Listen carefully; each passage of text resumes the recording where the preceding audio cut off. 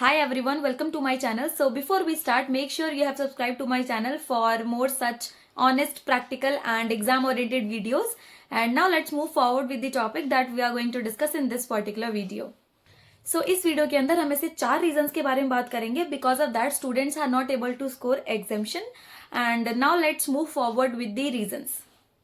सो first reason की अगर मैं बात करूं तो first reason is selective study. तो स्टूडेंट्स ऐसा सोचते हैं कि हम सेलेक्टिव स्टडी करेंगे and on the basis of that exam में लिख के आ जाएंगे एंड एग्जामिशन आ जाएगी, which is a very wrong approach. So अगर आपको एग्जामिशन स्कोर करना है तो मेक श्योर कि आप 100% सिलेबस को कवर करके जाएं, क्योंकि अगर 100% सिलेबस कवर करके जाओगे तो पहली बात तो आप बहुत अंदर से कॉन्फिडेंट फील करोगे एंड आपको लगेगा कि हाँ मैं एग्जामिशन ला सकती हूँ एंड मैं अच्छे से एग्जाम में जाके लिख सकती हूँ, क्योंकि आपका 100% सिलेबस कवर है. तो आपको एक माइंड में ये है कि अगर कोई भी क्वेश्चन आएगा तो मैं उसे सॉल्व कर लूंगी. तो फर्स्ट थिंग इज कि आपको 100% सिलेबस कवर करके जाना है. सो लेट सपोज आपने 80% सिलेबस का कवरेज किया है एंड जब आप एग्जाम हॉल में गए तो आपने जो 80% सिलेबस कवर किया है उससे एग्जाम में क्वेश्चंस आए हैं, ठीक है. But on a tougher side थोड़ा सा क्वेश्चन जो है वो थोड़े टफ क्वेश्चंस आ गए हैं जो कि आपको सॉल्व करने में प्रॉब्लम आ रही है. एंड जो आप 20% छोड़ के गए हो वो वाला पोर्शन थोड़ा इजी आ गया है, बट क्योंकि आपने उसको कवर नहीं किया है so you will not be able to solve that question जो कि 20% जो भी आया है, ठीक है. सो यहाँ पर आपको प्रॉब्लम क्रिएट हो जाएगी. दैट्स वाई अगर आप 100% सिलेबस कवर करके जाओगे तो आपको एक एज मिलेगा and you will able to score better and अच्छे से आप पेपर पूरा अटेम्प्ट करके आ पाओगे, ठीक है. तो first thing is very important कि 100% सिलेबस कवर करके जाओ अगर आपको एग्जामिशन स्कोर करना है तो. Moving with the second reason is lack of writing practice.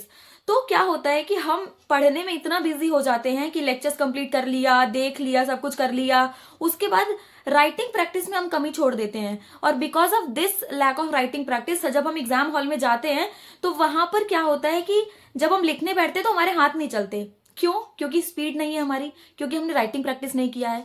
कई सारे ऐसे क्वेश्चंस आएंगे, मतलब कई तो क्वेश्चंस ऐसे होते हैं जो मॉड्यूल से उठ के वैसे आ गए. तो अगर आपने राइटिंग प्रैक्टिस किया होता तो आपको एग्जैक्ट पता होता कि ऐसे ऐसे सॉल्व होने वाला है, आपकी फटाफट आंसर आ जाते. लेकिन क्या होता है कि आपका राइटिंग प्रैक्टिस नहीं है, उसकी वजह से कभी कभी ऐसा होता है कि आपको डाउट्स आते हैं कि क्या मैं जो आंसर लिख रही हूँ या मेरा जो आंसर आ रहा है वो इसी तरीके से निकाला जाएगा या नहीं निकाला जाएगा, ठीक है. तो ये सारे प्रॉब्लम्स भी उसके अंदर आते हैं. तो अगर आप राइटिंग प्रैक्टिस करके जाओगे तो ये सारे प्रॉब्लम से आप बच सकते हो.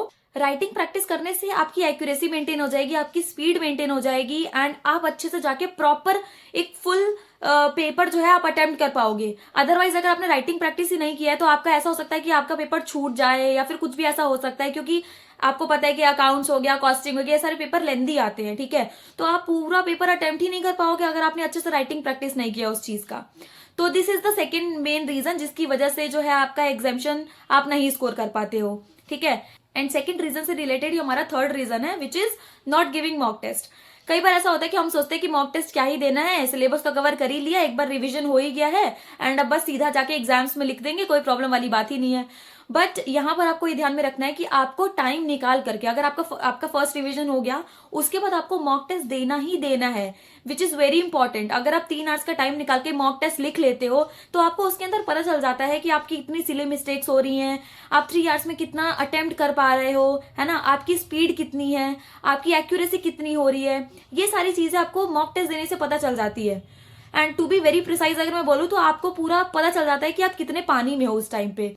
तो अगर आप एक एक चैप्टर देखो तो आपने एक चैप्टर प्रिपेयर किया, उसके बाद आपने उसका क्वेश्चंस कर लिए, ठीक है. ऐसे ऐसे चैप्टर वाइज क्वेश्चंस तो थोड़ा इजीली कर लोगे आप.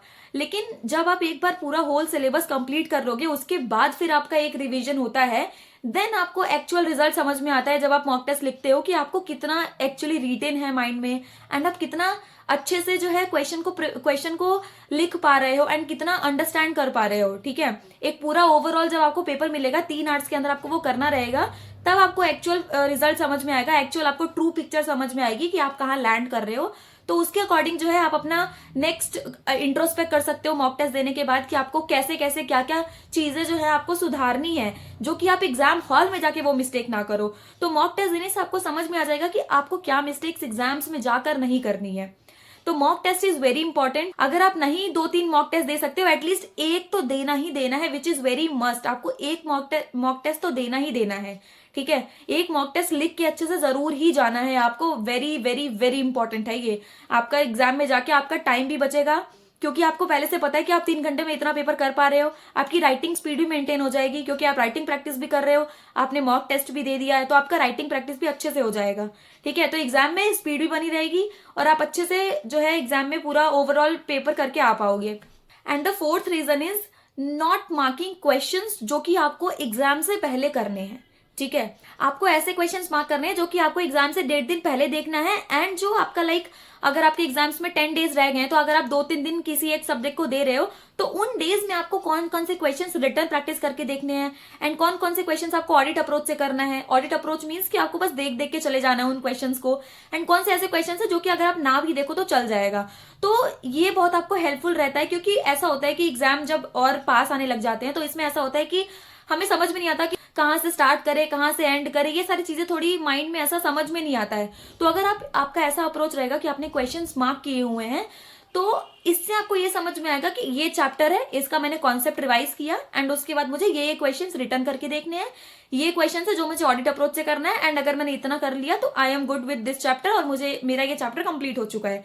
तो इससे आपका एक पूरा प्रॉपर प्लान अच्छे से बन जाएगा एंड इसके थ्रू आपका एक एक चैप्टर कंप्लीट हो जाएगा एंड आपको बहुत ही कॉन्फिडेंट फील होगा कि हाँ मेरा चैप्टर हो रहा है and with in a limited time period आप ये क्वेश्चंस कर भी पाओगे। क्योंकि टू बी वेरी ऑनेस्ट ऐसा पॉसिबल नहीं कि आप एक एक क्वेश्चंस रिटर्न प्रैक्टिस करके देख पाओ। ठीक है, सो इस टाइम के अंदर आपको ये जो आपने इंपॉर्टेंट क्वेश्चंस मार्क किए हुए ये आपको हेल्पफुल रहता है।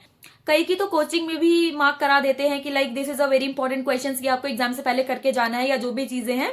तो अगर आपके कोचिंग में ये सब मार्क करा दे रहे हैं तो आप वो कर लेना, एंड अगर नहीं है तो आप रिवीजन के टाइम पे अपना खुद से मार्क करना कि ये क्वेश्चंस मुझे एग्जाम से पहले रिटर्न करके जाना है and these are the questions जो मुझे ऑडिट अप्रोच से काम हो जाएगा।